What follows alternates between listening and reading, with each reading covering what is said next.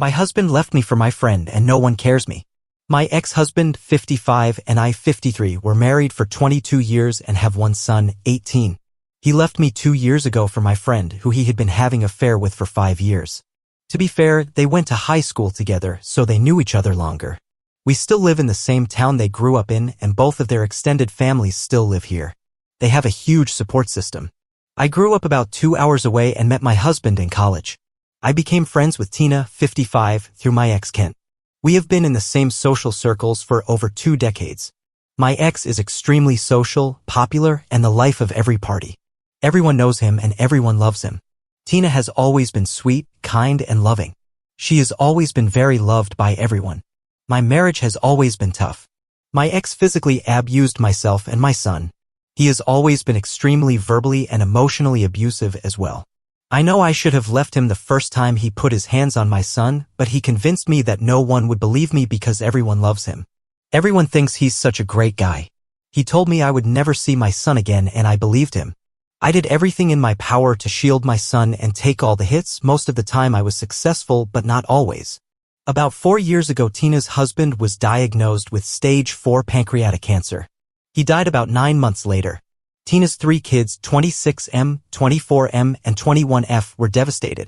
The whole community was devastated because everyone just loves Tina because she is just the nicest person and didn't deserve to lose her soulmate. I, on the other hand, have been struggling. I never confided in anyone about the abuse going on. I was embarrassed and ashamed. I wasn't protecting my only child. I was a stay-at-home mom and my ex owned his own successful construction company. On the outside, we were perfect. I went back to school to become a teacher so I could support myself when I eventually could leave. My son started getting in trouble at school. Smoking pot, drinking. In general, angry all the time. I felt the same but thought I had time to get us out and away from him. I was wrong. 3 years ago, Tina was diagnosed with stage 3 breast cancer. Everyone was in shock. No one could believe so soon after her husband that she too would be dealing with cancer.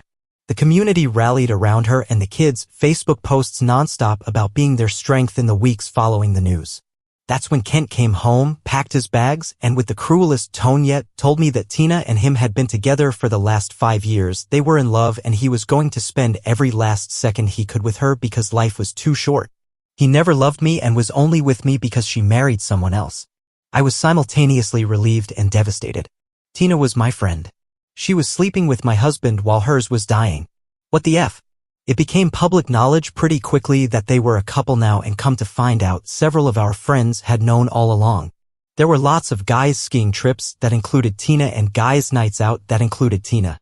The other wives, the ones that I thought were also my friends, turns out they consider Tina's friendship more important because she is the beloved golden child of the community along with my ex.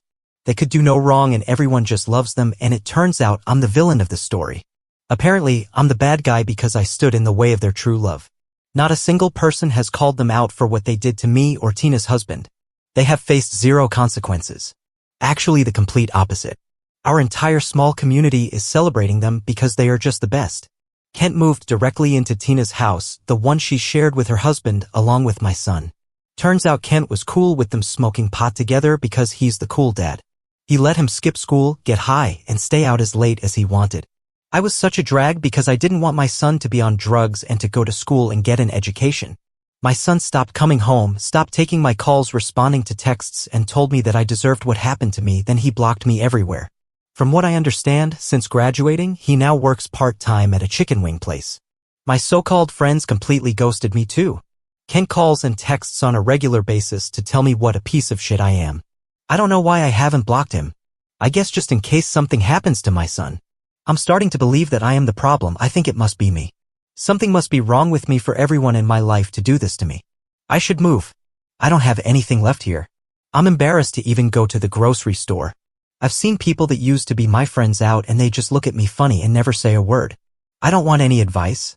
I just don't have anyone left and really just wanted to scream into the internet void because no one in real life cares. My dad died when I was 24, my mom lives in Denver, my father lives in DC. I see them for holidays and they check in on me to make sure I'm still alive. I thought once Kent and I were divorced my life would start over and would be amazing. It was supposed to be my second chance at life. It's just the opposite. It's so much worse. How can that be? Why don't I deserve happiness? Before you come for me, yes, I'm in therapy, yes, I'm exercising every single day and am in the best shape of my life, yes, I'm finding new hobbies. But I just can't get over the complete betrayal of my good friend and all the other people I thought were friends. Not a single person in the shitty community has been kind to me since this all came out. Not one. My whole adult life has been a lie and I'm struggling. That's it. End of rant.